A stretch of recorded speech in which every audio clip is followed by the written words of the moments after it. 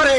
উপদেষ্টা এবং সমন্বয়করা মিলে এনসিপি দল তৈরি করলেও নাহিদ ইসলাম বলেন এনসিপির সাথে উপদেষ্টাদের কোনো সম্পর্ক নেই।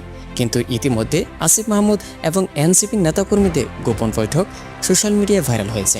সরকারের দায়িত্ব থেকেই এইভাবে নতুন দল পরিচালনা করায় এবার কথা বলেছেন গণ অধিকার পরিষদের নেতা রাশেদ খান। এই দল কোনো স্বাভাবিক দল নয়, এই দল একটি সরকারের আশীর্বাদ পুষ্ট দল। আমাদের কিছু কতিপয় নেতৃবৃন্দকে তারা প্রলোভন দেখিয়েছে, তাদের দলের সাথে অন্তর্ভুক্ত করেছে। এই যে এনসিপি একটি রাজনৈতিক দল, এই দল গঠনের 3 জন মাস্টার মাইন্ড রয়েছে। প্রথমত নাহিদ ইসলাম, মাহফুজ আলম এবং আসিফ মাহমুদ। এই দল কোনো স্বাভাবিক দল নয়।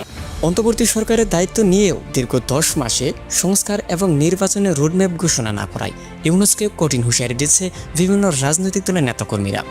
ইউনূস সাহেব পদত্যাগে যেটা বললেন, এটা একটা নাটক। সব লেজে গোপরে করে ফেলছে, কোনো দিকে সুবিধা করতে পারতেছে না। সংস্কার বলতে বলতে সংস্কারের পরে এবার আবার ঐক্যমত্য কমিশন, তারপরে মহা ঐক্যমত্য, কিছুই তো করতে পারতেছে না। আমি অ্যাক্টিভিতে বলছিলাম যে 9 মাসে তো আমাদের দেশে মারা একটা বাচ্চাও পয়দা করে, কিছু পয়দা করতে না পারে স্ট্যান্ড দেওয়ার জন্য, নিজের পজিশন টেস্ট করার জন্য বললো আমি পদত্যাগ করবো। যেমন কেউ যায় পা ধরলো, কেউ রিকোয়েস্ট করলো, দামটা দেখি আর কি। ছাত্রদের নতুন দল এনসিপিকে সঠিকভাবে দাঁড় করানোর জন্যই নির্বাচন নিয়ে এমন তালবাহানা করায় ডক্টর ইউনূসকে নিয়ে কি বলছে রাজনৈতিক বিশ্লেষকরা, চলুন দেখে আসা যাক। এই যে ষড়যন্ত্রকারীরা রয়েছে উপদেষ্টা পরিষদের মধ্যে, এরাই মূলত ভাইয়ের সাথে ভাইয়ের যুদ্ধ লাগিয়েছে। এরা আমাদের অনৈক্য নৈরাজ্য সৃষ্টি করেছে। এই জন্য আমরা বারবার বলছি যে ডক্টর ইউনূসের উপদেষ্টা পরিষদের সংস্কার দরকার। 18 সাল থেকে দেখেন একটি পাটচক্র আছে বাংলাদেশে, যারা 1-11 ঘটিয়েছে, অর্থাৎ বাংলাদেশে বিরাজনীতিকরণের সূচনা করেছে।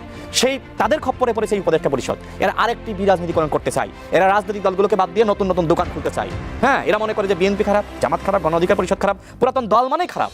সুতরাং এই খারাপদের বাদ দিয়ে তারা নতুন ভালোদের আনতে চায়। আর ভাই, বাংলাদেশে ভালোটাকে আমাকে দেখান তো, সবার ভিতরে কম বেশি ভালো খারাপ আছে। সুতরাং সবাইকে নিয়ে আপনাকে চলতে হবে। আমি 30 সেকেন্ড শেষ করি। এই যে আমরা যারা ছিলাম সবাই তো হাসিনার পতন ঘটিয়েছি। ওই সময় কি কোনো ভাই বলেছে যে এক স্বৈরাচারকে হটিয়ে আরেক স্বৈরাচারকে ক্ষমতায় আনবো না, তোমরা যারা ভবিষ্যতে স্বৈরাচার হবে আমাদের সাথে আসতে পারবে না? এই কথা বললে কি তাদের আহ্বানে 10 জন যাইতো? যখন আমরা দেখেছি যে 6 জনকে আপনার পুলিশ হেফাজতে নেওয়া হয়েছে, একজন সমন্বয়ক তো পায় না রাস্তায় এসে নেতৃত্ব দেবে। ওই সময় তো ছাত্র অধিকার পরিষদের নেতা বিনিয়ামিন মোল্লানা নেতৃত্ব দিয়েছে, ছাত্র দলের লোকজন যারা নেতারা ছিল তারা নেতৃত্ব দিয়েছে। প্রত্যেকটা জায়গায় স্লোগান উঠেছে তুমি কি আমি কি, সমন্বয়ক। আজকে সমন্বয়ক পদের বাহাদুরি করো, আজকে নেতৃত্বের বাহাদুরি করো। প্রত্যেকটা দল সংগঠন সবার ভূমিকা রয়েছে, তাদের দায়িত্ব ছিল আমাদের ভিতরে একতা ধরে রাখা। কিন্তু আজকে আমাদেরকে বিভাজিত করেছে এই উপদেষ্টা পরিষদ তাদের ক্ষমতার খায়েশ পূরণ করার জন্য, এবং তারা আগামীতে ক্ষমতায় যাবে, নতুন দল গঠন করবে, এই স্বপ্ন পূরণ করার জন্য আজকে আমাদের ভিতরে ভেঙে চুরে সম্পর্ক ভেঙে চুরে খান করে দিয়েছে। এর দায় তাদেরকে নিতে হবে এবং আমরা হবে, জনগণ তাদেরকে কোনোভাবেই ক্ষমা করবে না। আপনি নিজেকে প্রশ্ন করবেন যে আপনি কোন পর্যন্ত বলার অধিকার রাখেন, আপনি কতটুকু বললে আপনি সামাজিক বিশৃঙ্খলা হবে না সেটুকু আপনাকে বুঝতে হবে, কতটুকু বলার আপনি অধিকার রাখেন। এবং দয়া করে এই আওয়ামী লীগ যে স্টাইলে মুক্তিযুদ্ধের চেতনা বিক্রি করতো, আপনি জুলাইয়ের চেতনা বিক্রি করে বাণিজ্য করবেন না বাংলাদেশে। এটা আস্তে আস্তে একটা সময় চলে আসবে যখন কিন্তু আপনাদের বিরুদ্ধে যদি মানুষ দাঁড়ায়, আপনাদের জন্য কথা বলার কিন্তু কেউ নেই। হাসিনার ইন্ডিয়া ছিল, আর অনেক স্টেক হোল্ডার তাদের আছে, কিন্তু তোমরা যদি মনে করো বিপদে পড়ো, তোমাদের জন্য কান্দার কিন্তু বাংলাদেশের লোক থাকবে না। সুতরাং বি কেয়ারফুল ভাই, তোমরা ক্ষতিগ্রস্ত হয় আমরা চাই না, কিন্তু অনুরোধ থাকলো সীমালঙ্ঘন করো না। নিশ্চয়ই সীমালঙ্ঘনকারীকে আল্লাহ পছন্দ করেন। আমি অন্তরের অন্তঃস্থল থেকে ধন্যবাদ জানাই আমাদের সেনাবাহিনীর গর্বিত সৈনিকদের এবং কি ঊর্ধ্বতন অফিসারদের।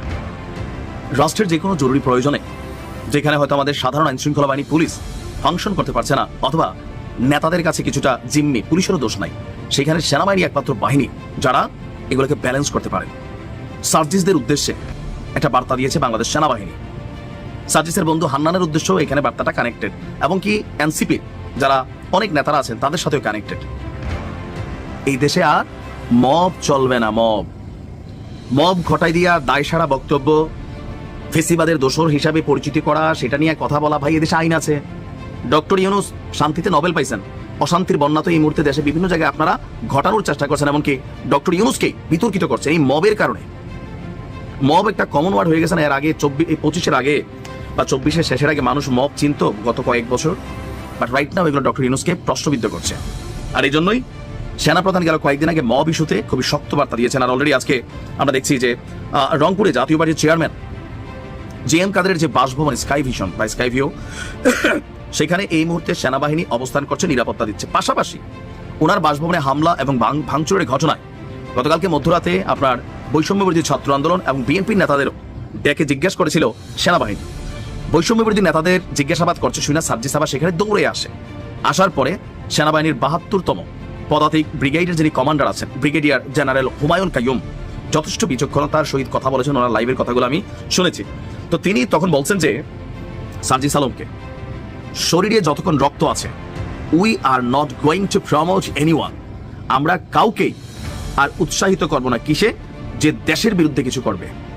আপাতত স্ট্যান্ডিং হলো, অবস্থান হলো, যে জনগণের অসুবিধা করে, ভ্যান্ডালিজম করে, মানে নাশকতা করে, মবের নামে যে আগুন লাগায়, ঘর বাড়ি ভাঙচুর করে, এই পার্টিটাকে বার্তা দেওয়া যে না, এইটা করার সুযোগ নেই। আর এখন খুবই সুন্দর গোছালো বক্তব্য। তো এখানে আপনার সার্জিসের সাথে কথা বলার পর আমরা দেখেছি যে ওই সময় রাত 12:30 দিকে নগরের পায়রা চত্বরে বৈষম্যবিরোধী ছাত্র আন্দোলনের জেলা এবং মহানগর কমিটির আহ্বায়ক ইমরান আহমেদ, ইমতিয়াজ আহমেদকে সেনাবাহিনীর এই ব্রিগেডের যিনি কমান্ডার আছেন ব্রিগেডিয়ার সাহেব জিজ্ঞাসাবাদ করছিলেন। খবর পেয়ে বৃষ্টির মধ্যে সেখানে ছুটে গিয়েছিল সার্জিস। এরপরে স্থানীয় বিএনপি নেতাদেরও জিজ্ঞাসাবাদ করেছিল সেনাবাহিনী। তো আমরা এখানে পাল্টাপাল্টি ঘটনা বক্তব্য আছে। বৈষম্য বিরোধীদের বক্তব্য যে জাতীয় পার্টির রংপুরের যারা নেতাকর্মীরা আছেন তারা বৈষম্য বিরোধীর উপর হামলা করছে। এমনকি এটা নিয়ে সবচেয়ে মজার বিষয় হচ্ছে থানাতে 2 দলই পাল্টাপাল্টি মামলা করছে, কিন্তু ওসি সাহেব কোনো মামলাই নেন নাই। যে এনসিপি ইনুস সাহেবের দল, তো আমি এটা চ্যালেঞ্জ করছিলাম যে আমি তো ভাই বুঝি নাই কেন এনসিপি ইনুস সাহেবের দল কীভাবে হলো। এই সরকার থেকে একজন উপদেষ্টা পদত্যাগ করে তিনি একটা দলে যোগ দিয়েছেন এবং এই সরকারের যে এনসিপি নামে একটা দল, আমি তো আলোচনা করতে পারি আমরা, সেই দলের সাথে সরকারের খুবই ধরম মরম আছে। কেন তারা যখন আন্দোলন করেন তখন তারা একেবারে 144 ধারা তাদের জন্য প্রযোজ্য হয় না। তারা প্রধান উপদেষ্টার বাসভবন পর্যন্ত যেতে পারেন, রাতের বেলাও অবস্থান করতে পারেন, যেখানে পয়লা বৈশাখে ওই রাস্তা দিয়ে হাঁটাই বন্ধ ছিল, এখন হাঁটা বন্ধ, কেউ ওই রাস্তা দিয়ে হাঁটতে পারে না। যারা রমনা পার্কে হাঁটতে যান তারাও ভিতর দিয়ে যাওয়া আসা করেন, এমনকি স্কুলের বাচ্চারাও ওই রমনা পার্কের ভিতর দিয়ে আসা যাওয়া করতে ওই রাস্তা